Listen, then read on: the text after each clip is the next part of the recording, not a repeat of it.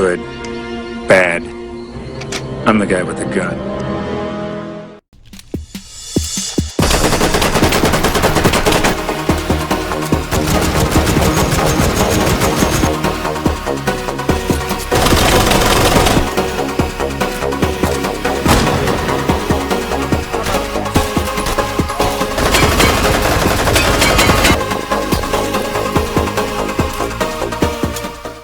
Greetings, comrades. This is Sergei Kilemov. Welcome to another H3VR video.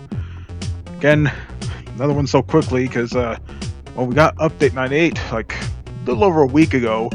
We recently got a patch which mainly fixed some bugs as well as added a new gun. But before we get into that stuff, let's go and show off the patch notes real quick to see what got fixed. So, of course, it added a new firearm, the Big Boomer, which I'll show that off in a minute. And mainly, we got the changes here.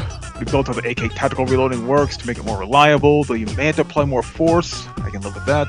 The Nagant revolver is now loaded from and ejects from the correct chamber. Reloading relevant physics colliders tweaked on the MP9, M1 Garand, 5.7 FDE, the Deagle 50, PPK, Tactical 8400, and the Tech 9. Also added magazine removal grab triggers to both Tech 9 versions. And for take and hold, standard suppressor pull no longer includes old Maxim suppressors, only the old-timey pull does. Okay. BC58 Custom now has a mag release button. Okay.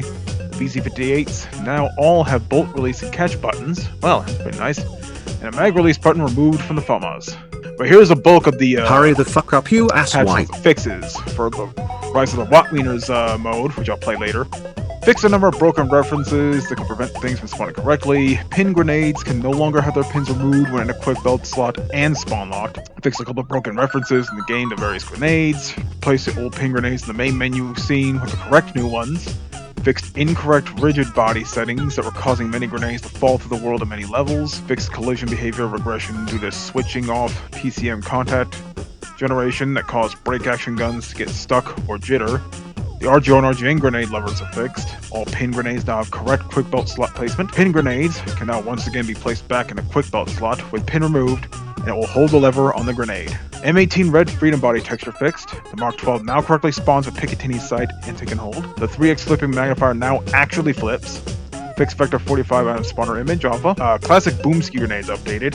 The Sturm pistol can no longer be a ranted, unlatched, and streamlined control mode. P90 now correctly doesn't have last round BHO. Velocity damage fixed on 760 by 38mm Russian. And the RPG magazine quick belt size has been fixed. That's it for the bug fixes and whatnot. Now, let's get to the real reason you clicked on this video. You wanted to see this bad boy, the Big Boomer. Now, if it looks like a weapon straight out of Doom Eternal, well, you are incorrect. This is actually not from Doom Eternal or from Doom 2016. This is actually a Meat Fortress gun, which, instead of showing off one gun, I figured, you know what, it's time to do it. I'm going to start showing off the Meat Fortress guns. And for those who don't know, Meat Fortress is basically, you know, Team Fortress 2 in H3VR. It's the simplest way to put it. Basically, you know, scout, soldier, spy, heavy, you know, all their weapons, at least their base weapons, are in H3VR. And I'll be showing them all from time to time. But we got the Big Boomer here. This is the newest gun that was added. And set aside the OG. Goodness gracious! Yeah, that much bigger. While the OG fires 3 gauge shells, the Big Boomer fires 2 gauge shells, which I never knew existed. And I guess while we're talking shotguns, let's go over here. We got a regular Team Fortress 2 shotgun, chambered in 7 gauge. It's the smallest shotgun shell this side of the 410 I've seen. And we got 2 different scatter guns used by the Scout. The regular scatter gun and the Big Game Hunter or whatever. I'm sure I'll correct it in the video. That's chambered in 13 gauge, which looking at it, doesn't look much bigger than a 12 gauge. It's actually smaller than 12 gauge. I'm not sure how that works. But let's get to the real meat and potatoes of this video. You want to see the Big Boom. First time firing this, So let's see what the big boomer can do.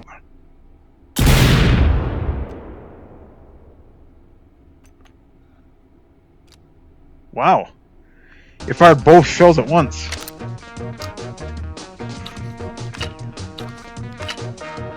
That's what I like to see. You know what? Despite firing a larger shotgun shell, it does not nearly as much recoil as this. Here, let's do a little comparison, shall we? Okay, let's start the OG. That was a 3-gauge shell. Fire one shell at a time. Now for the big boomer. See, not nearly as much recoil, and it fired both barrels at once. And this is a bigger shell. I'm not complaining. The less recoil, the better. So, the big boomer. Now that is a shotgun if I've ever seen one. I mean, you know, it'll never beat the OG super shotgun, but you know what? It comes pretty damn close. Now, let's show off the other shotguns and reset the target. Okay, here's the regular Team Fortress 2 shotgun, chambered in the proprietary 7-gauge. These are very puny shotgun shells. I'm not sure how much buckshot they hold. Oh. 5 in the tube, 1 in the chamber. Okay, what about that? Safety? No safety, okay. That is kind of devoid of features, actually. You got the ejection port. That's somehow on this side of the gun. So I hope you're left-handed.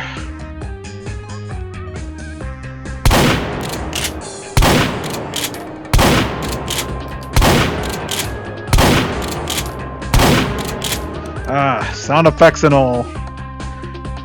Anton really nailed it with the Team Fortress 2 stuff. But yeah, this is a shotgun that's used by some of the other classes. But the scatter gun here, as well as the game hunter or whatever. Now, these are exclusive to the Scout. And they use a proprietary 13-gauge shell, which is smaller than the 12-gauge. Shorter too. But how do you reload this gun? It's basically a lever action shotgun. Put the shells in here. 4, 5, 6. 6 shells. There we go.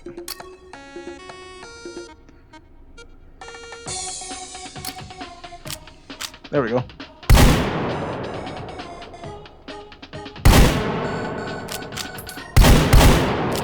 Ah!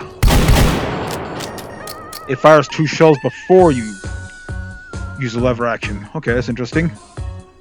And this gun here is basically the same gun, just with a stock and a longer barrel.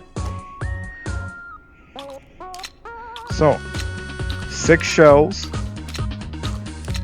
in, I guess, the cylindrical magazine or whatever. Okay, so each pull the lever. Fire 2 shells.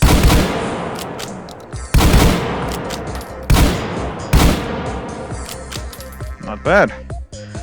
Not bad at all. This guy definitely has a nice taste of firearms, but if you really like shotguns, you should go with this bad boy. Man, a nice meaty sound when you put the shotgun shells in, isn't it? We're not gonna start pouring Doom weapons in H3VR. Or at least a classic Doom weapons, that'd be awesome.